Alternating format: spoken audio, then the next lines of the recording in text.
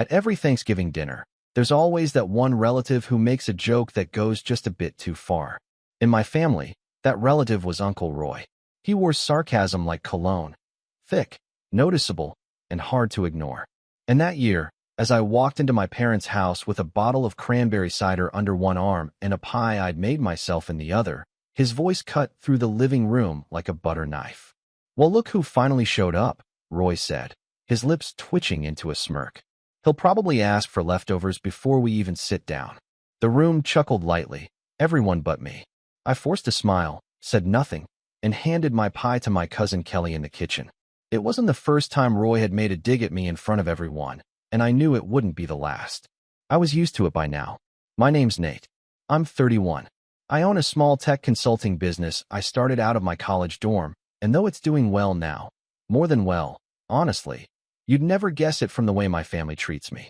To them, I'm still the quiet one, the weird kid who always had his head in a laptop or sketchpad instead of playing catch in the backyard. My younger sister, Melanie, on the other hand, she could do no wrong. She was the cheer captain, the homecoming queen, the straight A student who married young, divorced quietly, and was now dating a new guy the family was excited to meet. I hadn't been to a family Thanksgiving in 3 years. I'd skipped the last two after Mom called and said, "It's probably best if you focus on your work this year. You've been so distant." Distant, in my family, was code for you didn't play along when we made you the punchline. But this year, after some persuading from my cousin Kelly and a carefully worded email from Mom, I agreed to come back. The moment I stepped inside, I could feel how little had changed.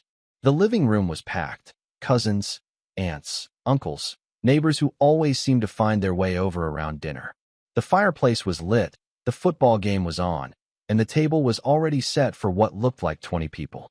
I scanned the room, looking for a seat or even just a place to put my coat, but no one made much effort to greet me. Just a few nods, a half-hearted "Hey Nate," and then back to their conversations. In the kitchen, Kelly hugged me and said she was glad I made it. She was the only one who'd ever really understood me. We grew up more like siblings than cousins, spending summers playing video games and building forts out of sofa cushions while the rest of the kids were outside trying to be athletes. She glanced at me with a look I couldn't quite read, part concern, part caution. "Melanie's bringing her boyfriend," she whispered, glancing toward the door. "Brace yourself. Everyone's already obsessed with him." I raised an eyebrow. "That fast?" Kelly shrugged. "You know how Mom and Aunt Linda are. New guy walks in, smiles once, and suddenly he's family." I chuckled softly and opened the fridge to stash my cider. "What's he like?" "Smooth," Kelly said, wrinkling her nose. "Too smooth.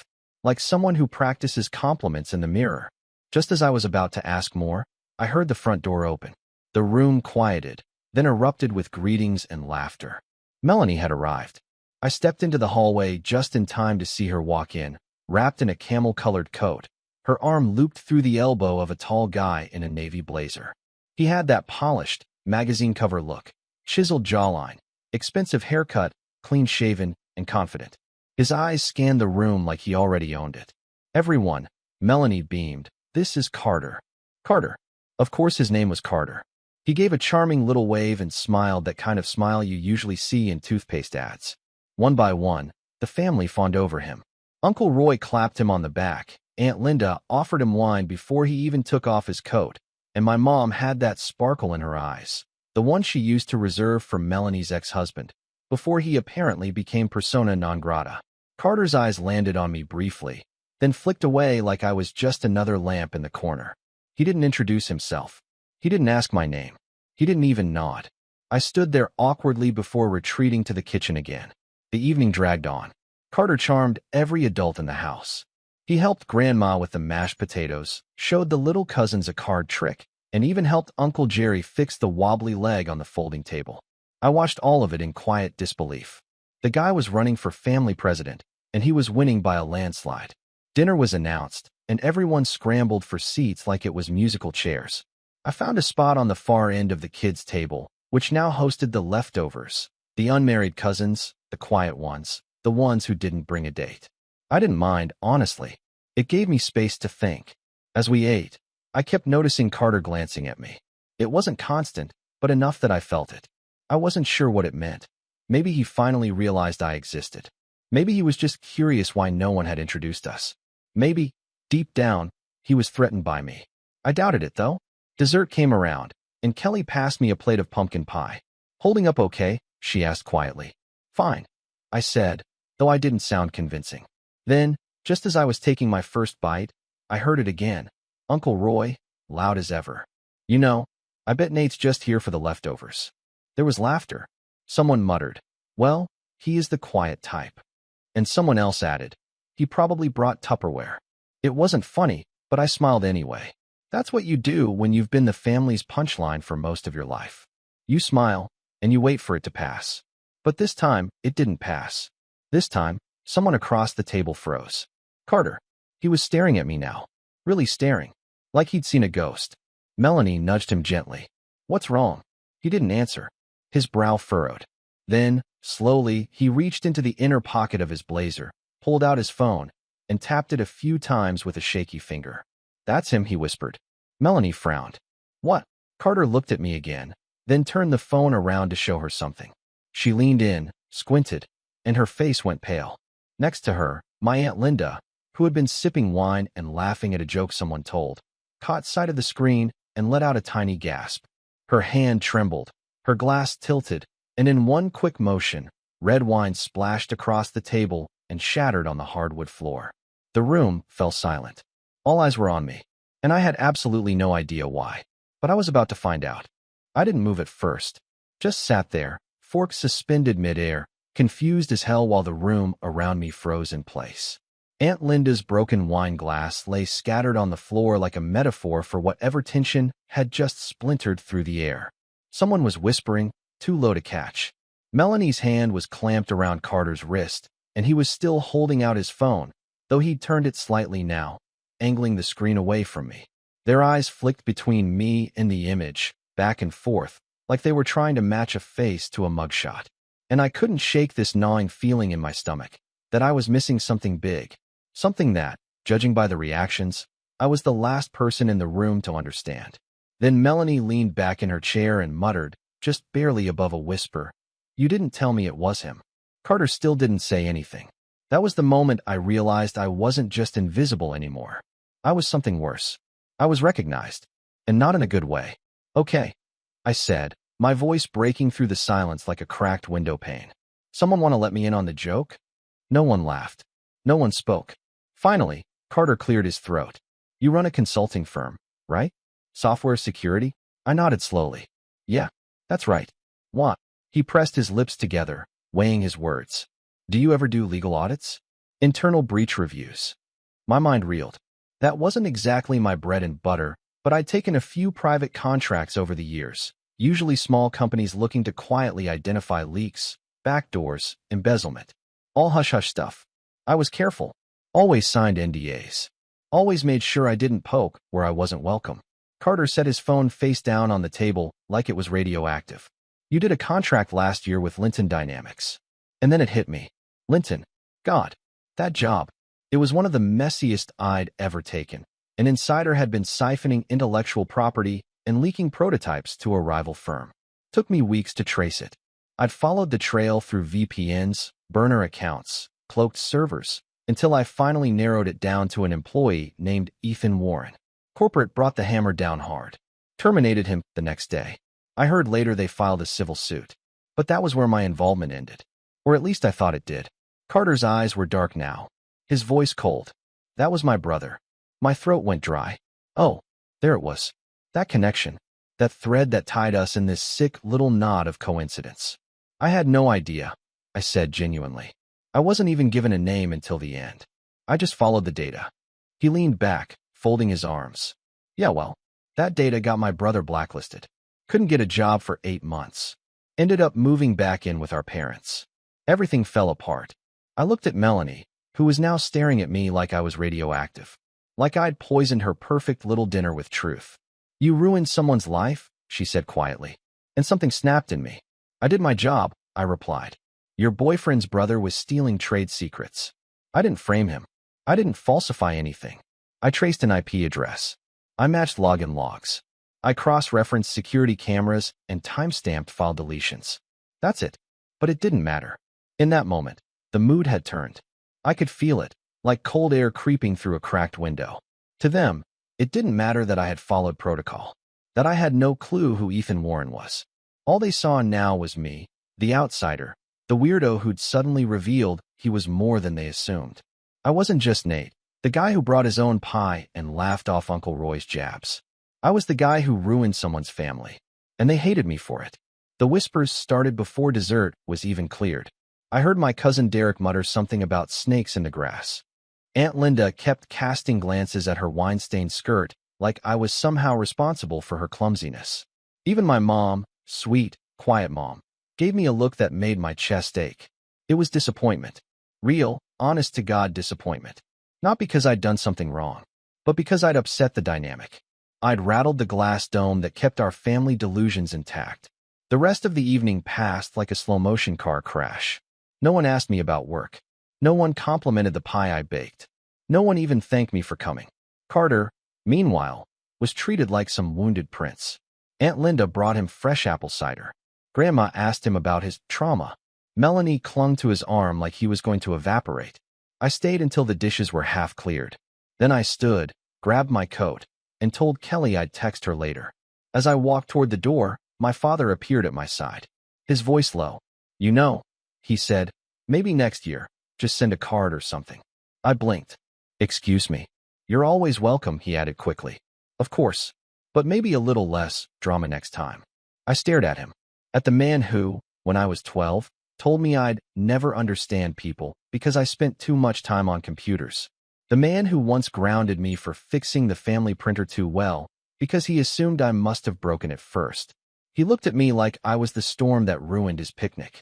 And I realized something, standing there in the hallway, coat half-zipped and heart lodged in my throat. They didn't want me here. Not really. They wanted the idea of me, the quiet Nate, the passive Nate, the Nate who ate whatever garbage they fed him, smiled politely, and stayed invisible. But that Nate was gone. Or at least, he was dying. I left without saying goodbye. The drive home was a blur. My phone buzzed a few times. Messages from Kelly, one from my uncle, probably an accidental butt dial, and one from an unknown number. It just said, "Hope you're proud. My brother still can't get work." No name. No signature. Just that. I didn't reply, but I saved the number.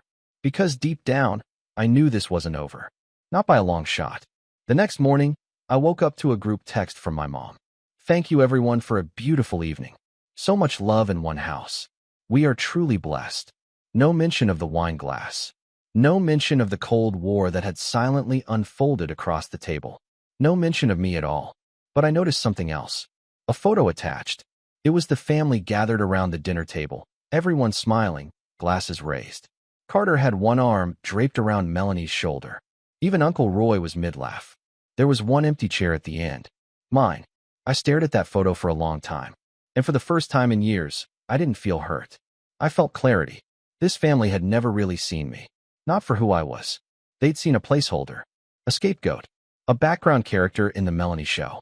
And for years, I'd accepted that. I'd made peace with being the quiet one. But now I was awake. Now I was done. And if they thought the drama ended with a snide remark and an awkward dinner, they were sorely mistaken. Because I hadn't even started yet. When I woke up the next morning, I didn't reach for my phone.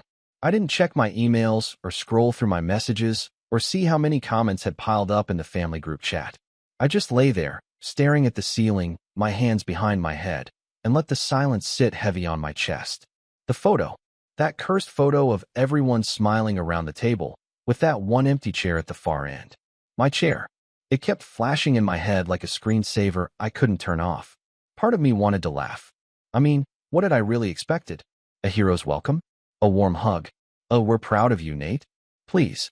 I'd been invisible for so long that even my absence at the table didn't earn a second glance.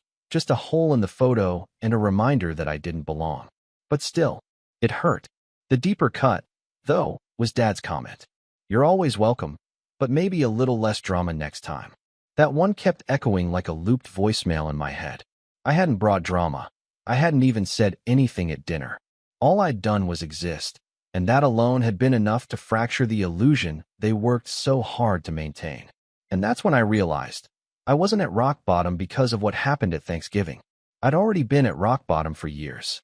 I'd just never noticed because I'd gotten comfortable living there. That was the first time in a long while that I actually cried. Not loud, not messy, just tears slipping out quietly while I stared up at the ceiling. Because I wasn't sad for them. I was sad for me, for all the years I'd wasted trying to make people like that see me, respect me, love me, and they never would. Not really. Not unless I stayed in the little box they'd built for me. And I was done shrinking to fit. So that morning, I did something I hadn't done in a long time. I pulled out my old whiteboard from the back of the closet, dusted it off, and wrote one word in the middle in all caps. Build. I didn't know what it meant yet. Not fully. But I knew I needed something to ground me. A reason to stop letting other people define my worth. Over the next few weeks, I threw myself into my work like a man possessed. Not out of spite. Not out of bitterness.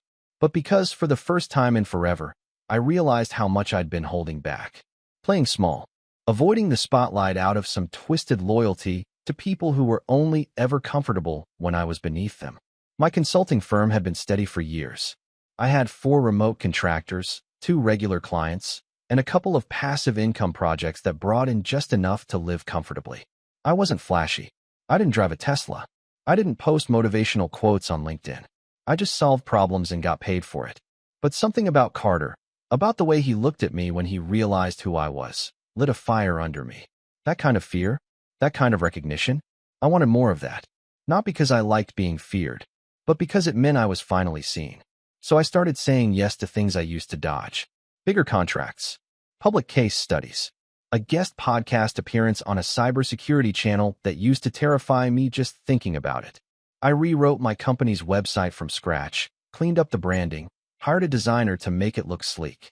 I dropped the passive freelancer tone and embraced the fact that I was a business owner. And slowly, things started to shift. By January, I'd landed a massive contract with a fintech company that needed a full audit of their internal systems. It was 6 figures, stretched over 4 months, and required me to hire 2 new people. I brought in Ava, a brilliant XNSA analyst, and Jay, a self-taught wizard from India who could crack any network in 10 minutes flat. We worked long hours, late nights, weekends, but for the first time in years, I loved it. I wasn't hiding anymore. And it wasn't just work. I started doing little things for myself again. Stuff I hadn't made time for in years. I took long walks in the evening with a podcast in my ears and the cold air biting at my face. I signed up for cooking classes and learned how to make real ramen. I even joined a local meetup for tech entrepreneurs, even though networking events usually made my skin crawl. That's where I met Elise. She was quiet, sharp, and ran a startup focused on helping nonprofit orgs with digital infrastructure. We bumped into each other at the coffee table during a seminar on client scaling and ended up talking for an hour about how broken email marketing platforms were. We swapped numbers. 2 days later, we got pho. A week after that, we watched bad horror movies on her couch until 2 a.m. It wasn't love at first sight, but it was real and honest and calm. And for a guy who'd grown up in chaos, quiet love felt like revolution. Around March, I got an email that made me pause. It was from Melanie. Just 3 words. Can we talk? I stared at it for 10 full minutes. She hadn't reached out since Thanksgiving. Not even a Merry Christmas. And now this. Against my better judgment, I replied. She called that night. Her voice was softer than I remembered. More unsure. She apologized. Said she'd had time to reflect. That Carter had twisted the story. That maybe she hadn't seen the full picture. That maybe, just maybe, I hadn't been treated fairly by the family. But even as she spoke, I could feel it. The hesitation. The undercurrent of something unspoken. And sure enough, 5 minutes later, she said it. Carter's starting a new business, she said carefully. It's tech-based. Cybersecurity adjacent. He wanted to see if you might advise. I didn't respond right away. Not because I was surprised, but because I was trying to process the sheer audacity. After all that, after the silent treatment, the stares, the betrayal, now I was useful again. I'll think about it, I said flatly. But I already knew the answer. That night, I pulled out the whiteboard again, wrote a new word beneath build. Remember, because I knew myself. I knew how easy it would be to slip back into old patterns, to chase scraps of approval from people who didn't deserve it, to forget the way they made me feel when all I'd done was exist. I wasn't going to let that happen. Not this time. 2 days later, I sent Melanie a polite decline. I told her I was busy, overbooked, couldn't take on new clients. She replied with a thumbs up emoji. No words, just that. I laughed when I saw it. And then I got back to work. By April, I tripled my revenue. By May, I was flying to New York to speak on a panel at a tech conference I used to watch on YouTube like a dreamer peeking through glass. And when the family reunion invite showed up in June, signed by Uncle Roy himself, complete with a list of volunteer roles that needed filling, I smiled, folded it neatly, and dropped it in the shredder without a second thought. Because I wasn't done rising. The email came on a Tuesday morning. Subject line, opportunity for collaboration. It was from Carter Warren. I stared at the screen for a long while before opening it. The name alone felt like a ghost creeping through my inbox. After months of silence, after the dinner, the texts, the accusations, he had finally reached out himself. The body of the message was stiffly professional. No, hey Nate. No acknowledgement of our personal history. No reference to Thanksgiving or what had happened between us. Just a brief intro, a summary of his new tech venture, and a polite request to hop on a call and discuss potential synergies. It ended with his Calendly link. I didn't respond right away. Instead, I leaned back in my chair and let it sink in. This wasn't just business. This was strategic. The kind of calculated move someone makes when they realize the only person who can help them is the one they tried to bury 6 months ago. And now? Now they needed me. That's when the idea started to form. Not a full plan yet, just the spark of one. A quiet, glowing ember of possibility. Because here's the thing, I didn't need to ruin Carter. I didn't need to smear his name or dig up dirt or hack his project into oblivion. I just needed to let him talk. And that would be enough. I clicked the link and booked the call. Friday at 3 p.m. The next few days, I started preparing, not just for the meeting, but for something bigger. Something precise. Patient. This wasn't just about Carter anymore. This was about the whole system that had propped him up. The family that had worshipped him instantly while dismissing me for decades. The people who had quietly tolerated my absence but tripped over themselves to accommodate his charm. I wasn't just going to expose him. I was going to use him. But to do that, I needed intel. So I called Kelly. She answered on the second ring, her voice bright. Hey, stranger. You alive? Barely, I joked. Hey, got a weird question. Oh no, she said. Is this going to be one of those family-splitting questions, or a how do you get curry out of a white shirt kind of thing? More like, Carter-related. There was a beat. Then, oof. What now? I explained the email, the proposed collaboration, the complete lack of accountability in his tone. Kelly listened quietly. When I finished, she exhaled sharply. I'm not surprised. You know he's launching that startup, right? Vaguely. Yeah. Well, he's already pitching investors. Melanie keeps posting vague, little humble brags on Instagram. Proud of what he's building. Can't wait to share. That kind of thing. I rolled my eyes. Do we know what the actual product is? Kelly laughed. Something about secure communication? I don't know. Melanie tried explaining it to me at lunch and used the word blockchain 6 times. I think even she doesn't get it. Sounds about right. And he's using family money, I think. Aunt Linda invested. Uncle Roy too. That made my eyebrow twitch. So they were literally investing in him now. I chewed on that. Would you mind? I asked carefully. Keeping an eye on what they post? Anything public. Anything shady. You're planning something. Kelly said immediately. Your voice does this thing when you're scheming. It gets all flat. Maybe, I said. I'm just watching for now. She paused. Do I get to be your sidekick? I grinned. You already are. The call on Friday started off dull. Carter logged in 2 minutes late, his face perfectly lit, his background clean and curated. Probably a rented co-working space with fake books on the shelf behind him. He wore a tailored jacket over a t-shirt, Silicon Valley cosplay at its finest. Nate, he said, nodding. Appreciate you making the time. Sure, I said. Curious what you're working on. He launched into a rehearsed pitch, his voice smooth, confident, practiced. A new app that would revolutionize private communication.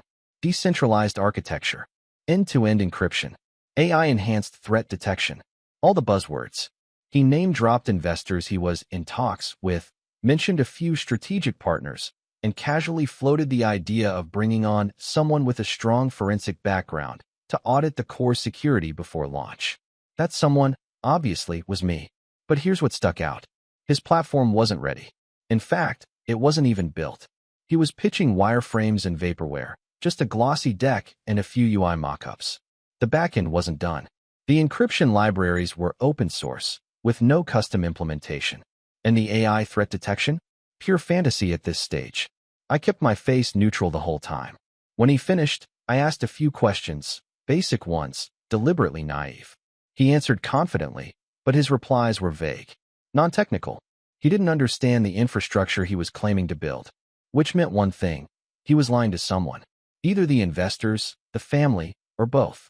After 30 minutes, we wrapped. "I'll think about it," I told him. "Appreciate the walkthrough." "Of course," he said, smiling. "Would love to have someone like you on the team."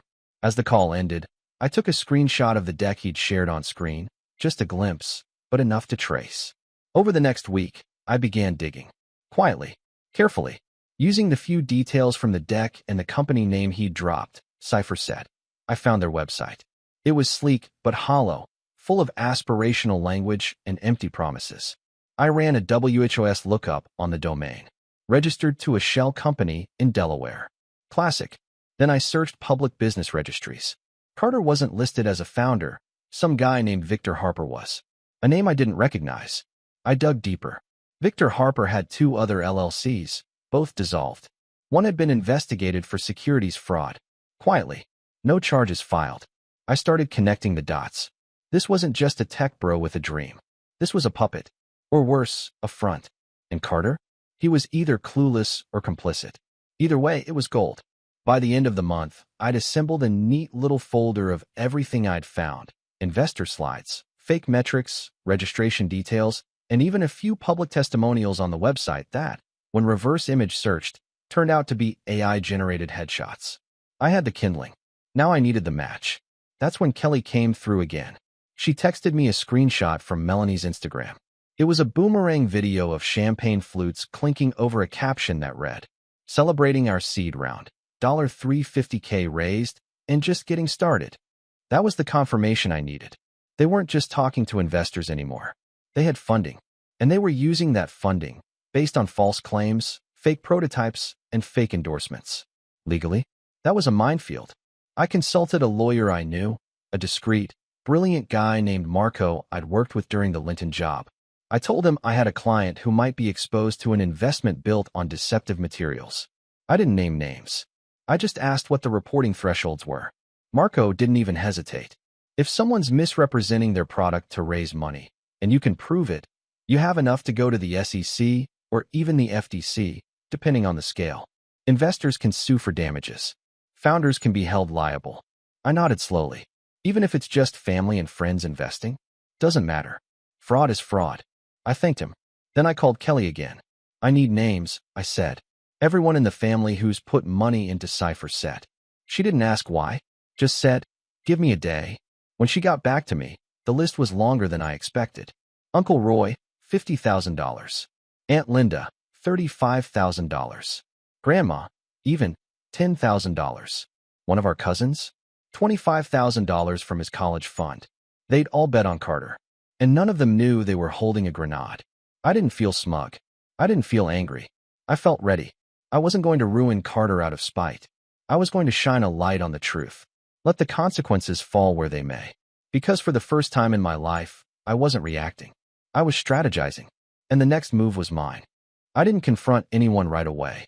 That was the hardest part, sitting on the truth while everyone around me strutted, bragged, and congratulated themselves. Melanie kept posting updates about late nights and building something meaningful. Aunt Linda shared an article about women supporting startups, tagging Carter and adding a heart. Uncle Roy told anyone who would listen that he'd finally invested in something that mattered. And I let them. Because the thing about truth is, it doesn't need theatrics. It just needs timing. The moment came sooner than I expected. In early July, I got an email invitation that made me laugh out loud. CipherSet was hosting a friends and family progress night. A casual showcase. Light demos. Drinks. Networking. Melanie forwarded it to me with a chirpy note. "You should come. Carter would love to show you what they've built." That line, "what they've built," sealed it. I replied yes. Not because I wanted to reconcile. Not because I wanted approval. But because this was the cleanest way to end it. The event was held in a rented event space downtown. all exposed brick and hanging lights. The kind of place that looked impressive in photos and hollow in reality. There was a banner with Cipher Set's logo printed far too large for the room, a folding table with branded pamphlets, and a monitor looping the same animated mock-up over and over. I arrived 10 minutes early. Carter spotted me immediately. His smile froze for half a second before snapping back into place. He walked over, hand outstretched, voice booming like we were old friends. "Nate, glad you could make it." I shook his hand. Calm, polite, wouldn't miss it. Melanie hugged me next. Too tight, too rehearsed. "I'm really glad you're here," she said, as if that erased months of silence. "Me too," I replied. The room filled quickly. Family, a few local business people, and, this surprised me, 2 men in suits who definitely weren't relatives. One of them was Victor Harper. I recognized him immediately from my research. Same face, same slick confidence, same eyes that never quite settled on anyone. Carter took the stage around 7. He gave a speech about vision, trust, and the future of privacy. He talked about integrity, about doing things the right way. I watched Uncle Roy nod along, arms crossed, proud. Aunt Linda dabbed at her eyes like she was watching a graduation. When Carter finished, the room applauded. Glasses clinked. Music came back on. Then Carter said, "And now, we're going to do a brief live walkthrough of our security framework. Nate here has been advising us informally, and he's agreed to say a few words." That was new. Melanie turned to me, eyes wide. "What?" I stood up slowly. Carter smiled at me, the same smile he'd worn at Thanksgiving.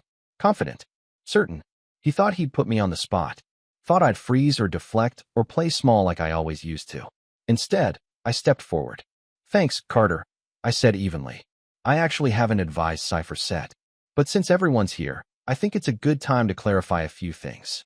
The room quieted. I plugged a flash drive into the monitor. The screen changed. Instead of Cipher Set's looping animation, a simple slide appeared. "Let's start with the basics," I said. "This platform claims end-to-end encryption. It does not. It uses an unmodified open-source library with known vulnerabilities, last patched 18 months ago." Murmurs. Carter stiffened. "Nate, this isn't." I raised a hand. "I'm not finished."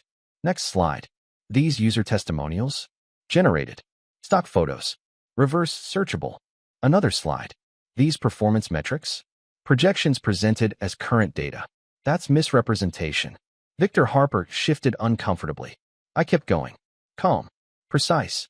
No insults. No emotion. I explained the shell company. The dissolved LLCs.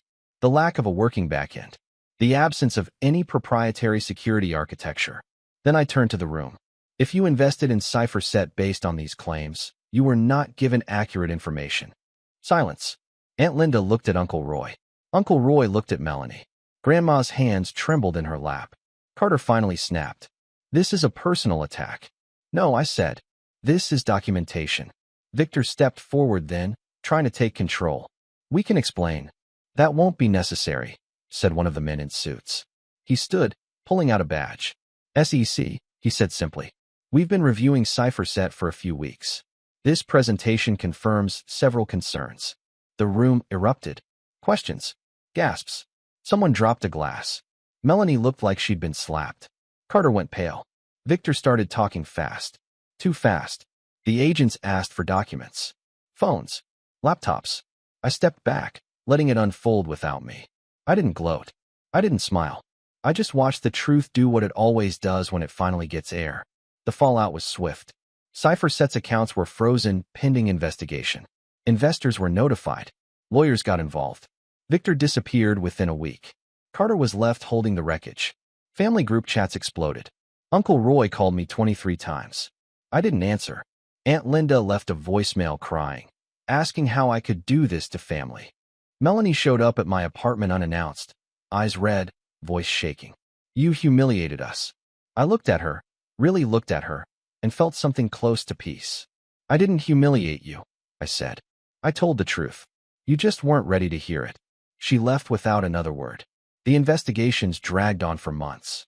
Some money was recovered. Some wasn't. Relationships fractured. Blame bounced around like a pinball. And me? I went back to my life.